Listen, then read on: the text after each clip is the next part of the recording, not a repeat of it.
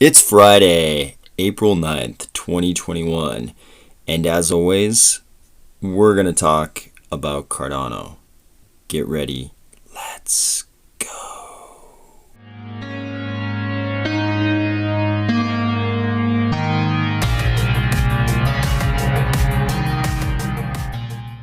All right, it's Friday, and I'm not going to lie, it's not a gigantic news day. This is not a gigantic news day. We don't have any Africa birds landing yet as of recording time. Nothing gigantic. But Cardano's gotten to the point now where every single day there's something going on. So we're going to cover those things that are going on.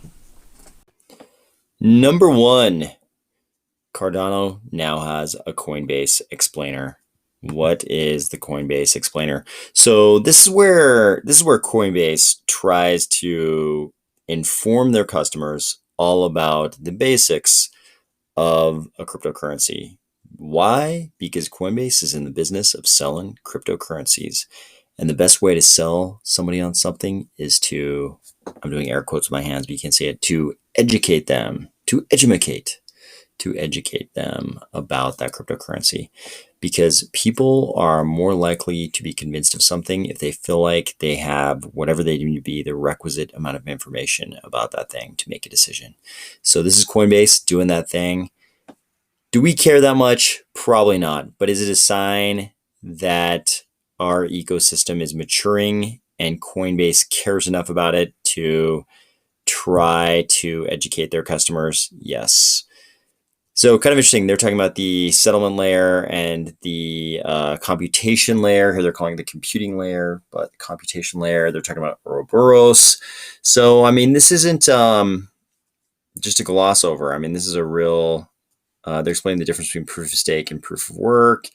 You know, they're dipping their toe in a little bit. They're not just glossing over all the technical details. They're actually laying a few things out. So it's Friday, and we now have a Coinbase Cardano explainer. Item number 2. This is a tweet from Adavans, the Adavs stake pool. Adavans on Twitter. Adavans tweeted, "Smart people end up in hashtag Cardano one way or another." And 2D down below says, "Guess some are just lucky." Also, little joke. But so normally this is the kind of tweet I would just gloss over. You know, you see hundreds of these kinds of things every day. But this one I thought was a little bit insightful. They're basically implying that there's this certain threshold. There's a certain threshold. And once you consumed this threshold amount of information, I'm putting words in their mouth, obviously, but here's the way I conceptualize this. There's this threshold amount of information about all of the large cap cryptocurrencies, right? There's this threshold amount of information. And if you're smart, once you reach that threshold amount of information, it's very difficult not to choose Cardano, right? If you're just following the crowd, you're looking at Bitcoin, and then you discover Turing complete programmability is important for a blockchain. And then you start looking at Ethereum. But then once you actually look and you discover, you're like, hey, this Turing completeness thing is important. I want to choose a blockchain that has Turing completeness. Then you've only got so many options, so many large cap options.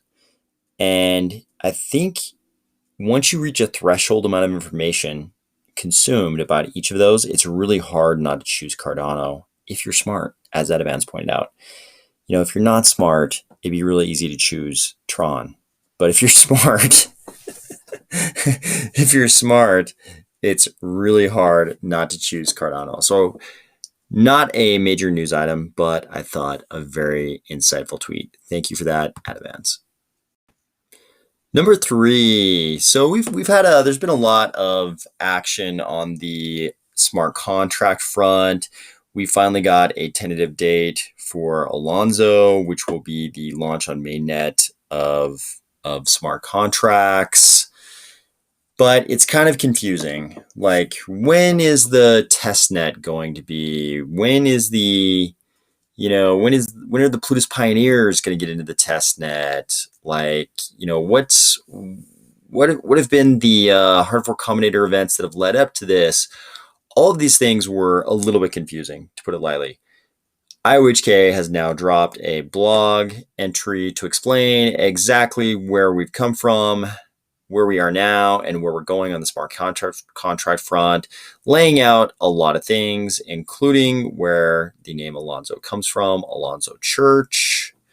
So if anybody's been studying Haskell via the haskellbook.com, you spent a whole chapter studying something Alonzo Church invented, that being lambda calculus, which is basically what Plutus Core is, right? Plutus Core is a variation of lambda calculus. IOHK told us that right here. But a lot of people are talking about Alonzo. Don't actually know. Alonzo is named after the guy who invented lambda calculus. And I believe, I could be misremembering this, but I believe there were actually two different guys who sort of simultaneously invented lambda calculus in like different parts of the world. They were, not that far apart in time, and they kind of independently both invented the same thing. But I could be misremembering that. I believe that's the case. Fact check me on that for sure. Alonzo Church, though, definitely one of those two. We also get a little bit of background on Allegra, Mary. I think people knew a little bit about Mary, maybe not Allegra, maybe not Alonzo. This was an interesting tidbit. Alonzo Church, while working with fellow mathematician Alan Turing, discovered that the lambda calculus and the Turing machine were equal in capabilities. Kind of interesting. So obviously, Turing completeness relates to the capabilities of the original Turing machine, or at least whatever we think of as Turing machine. I'm sure he had multiple iterations before he came to whatever we think of as the Turing machine. But Turing completeness relates to the capabilities of that machine, and lambda calculus. The inventor of lambda calculus and Alan Turing decided that the lambda calculus and Turing machines were equal in capabilities. Kind of interesting and comforting, since we're dealing with lambda calculus when we're dealing with Cardano. A little bit on the business side and the commercial side with Alonzo here. Little bit about Plutus Core and EUTXO, which we've covered before on this channel. A little bit of developer kit stuff, tools and APIs, and a little bit on the timing of when the Plutus pioneers will be doing their testnet stuff.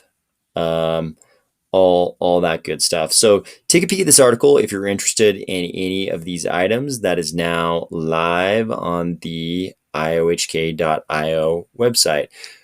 I'm kind of curious. I don't know if we're ever going to switch over to IOG.io or if we're going to stay IOHK.io. I'm kind of still stuck on IOHK. I still call it IOHK. I have to kind of correct myself and call it IOG.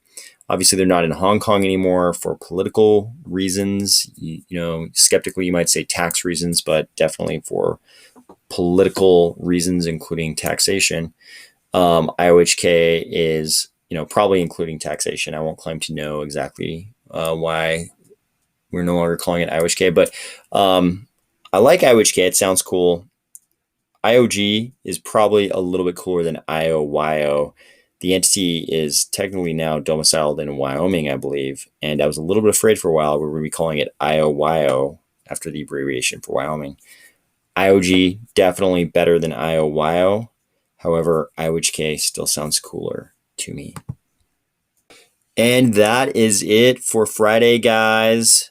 I hope we all have a great weekend. I would love it if we started getting some indications that the big news about the Ethiopia identity project, if that African bird was going to land soon, I would love for us to start out next week with celebrating that African bird landing. I think that's going to be a really big deal, and then we'll kind of just be off to the races. As soon as we get the detail on the Ethiopia identity deal, we'll kind of be off to the races. The race / countdown to Alonzo and the launch of smart contracts on the network.